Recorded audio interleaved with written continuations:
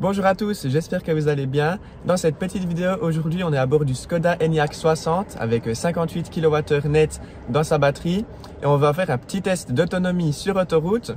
Le but aujourd'hui de cette vidéo, c'est de vous montrer quelle consommation ce Skoda Enyaq 60 fait sur autoroute et aussi combien de kilomètres d'autonomie réelle est-ce que ce Skoda Enyaq peut avoir sur autoroute. Quelques petites informations sur les conditions aujourd'hui. Vous le savez, l'autonomie des véhicules électriques est assez dépendante des conditions météorologiques. Alors aujourd'hui, il fait environ 12 degrés actuellement à l'extérieur. Les routes sont sèches, par contre, il va peut-être pleuvoir sur le trajet, on verra. Voilà le trajet du jour. Alors, je suis actuellement en train de charger, c'est bientôt fini. Je charge jusqu'à 90%. Du coup, petit trajet là, je suis à Delémont, je vais vite récupérer une amie, on va faire un petit détour de 10 km, donc on va dire 115 km jusqu'à Lucerne. Depuis ici jusqu'à Huizingen, ça sera des routes limitées à 80 et ensuite tout le long 120 km/h pendant passer 60 km. Et avec les 90% de batterie, j'ai regardé sur Better Route Planner, on devrait arriver jusqu'à Lucerne et après revenir jusqu'à Huizingen. Et là, il y a un chargeur ultra rapide. Donc on verra, ça fait environ 190 km. Donc on verra si on arrive à les faire. Du coup, je vais bientôt aller débrancher. Là, c'est tout de suite fini. Et je vous reprends sur autoroute. Allez, à plus.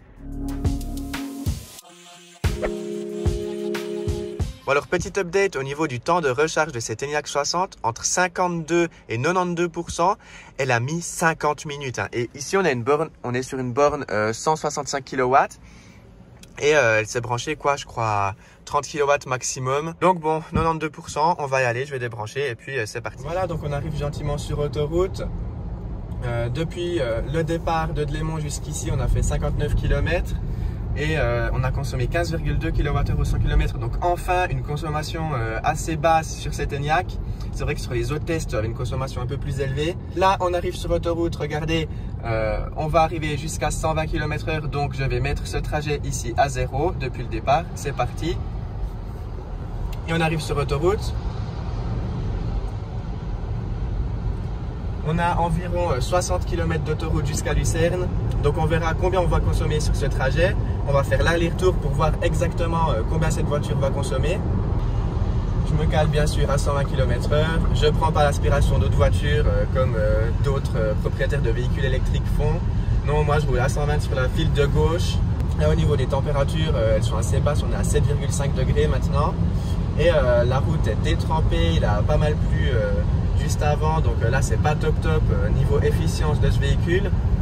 Donc voilà, je vous reprends juste après arriver à Lucerne pour voir la consommation de cette Enyaq 60 sur autoroute. Allez, à plus!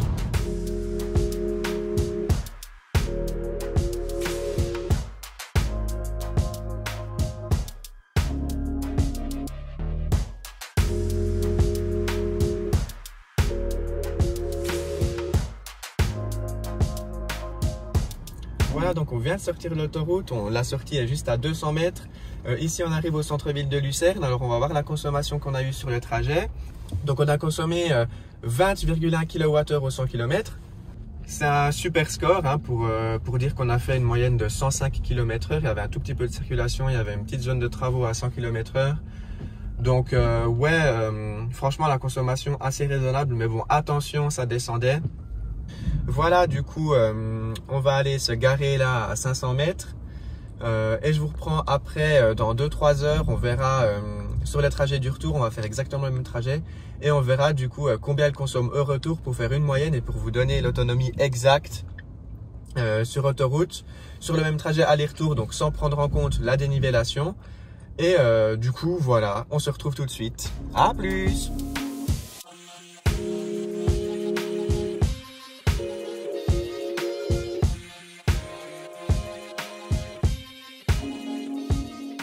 Voilà, on vient d'arriver à la voiture. J'ai mis comme destination le Go Fast à Huizingen, 63 km, donc exactement le même trajet qu'à l'aller. Le Go Fast est situé juste à la sortie d'autoroute où c'est que j'ai remis le compteur à 0. D'ailleurs, en parlant de la consommation, on va vite aller voir. Du coup, on a 54%. On verra avec combien de pourcents on arrive à la station de recharge. Donc là, j'ai juste déplacé la voiture avant. Donc on est à 0 km. C'est parti. Ça s'est remis à 0. On va faire une comparaison à l'aller et au retour. Et je vous dirai exactement l'autonomie de ce véhicule sur le trajet aller-retour. Allez, c'est parti!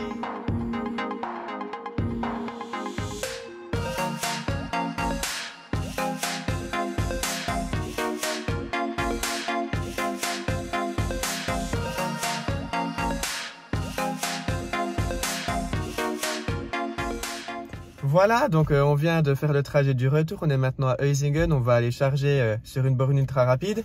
Alors, petit bilan de la consommation. Donc, le trajet, le même qu'à l'aller, 62 km. Et une vitesse moyenne de 91 km/h.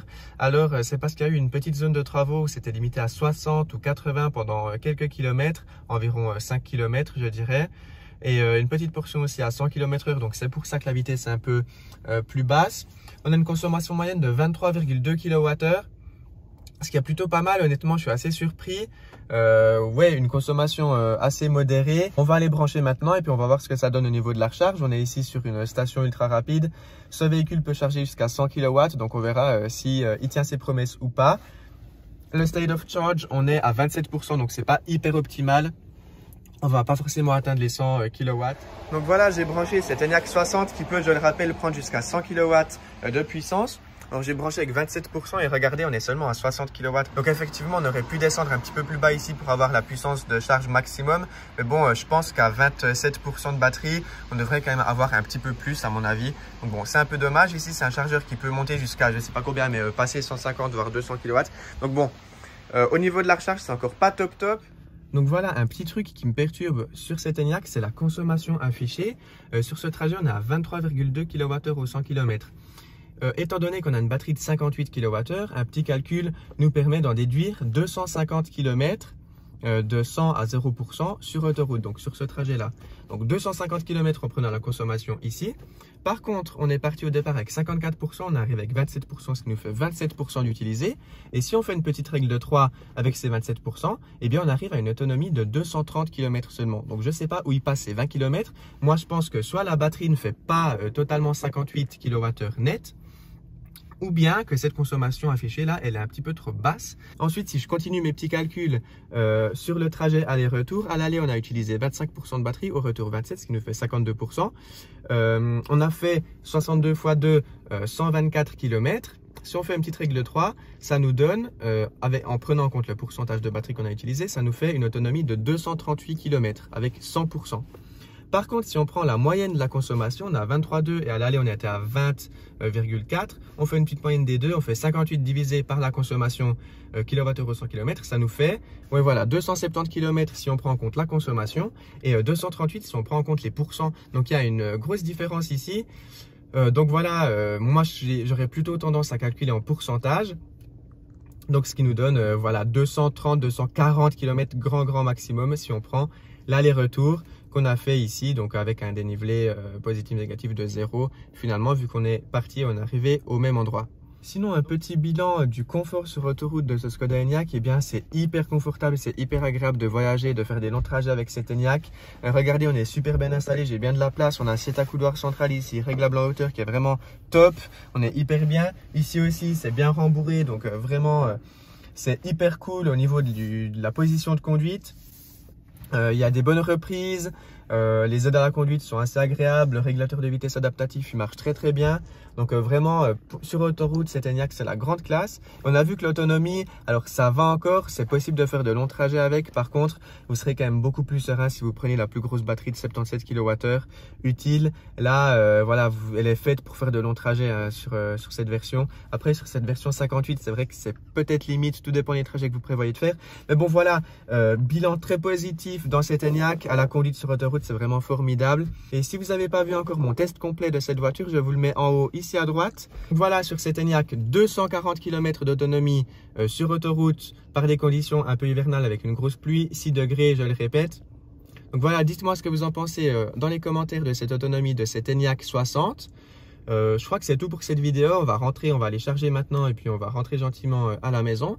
Merci beaucoup de l'avoir suivi. J'espère que ça vous a plu. Si c'est le cas, n'hésitez pas à lâcher un petit pouce en l'air comme d'habitude. Pensez à vous abonner parce qu'il y a plein de contenu sur les véhicules électriques qui arrivent tout bientôt sur ma chaîne YouTube. Et moi, je vous dis à bientôt pour une prochaine vidéo. Ciao tout le monde!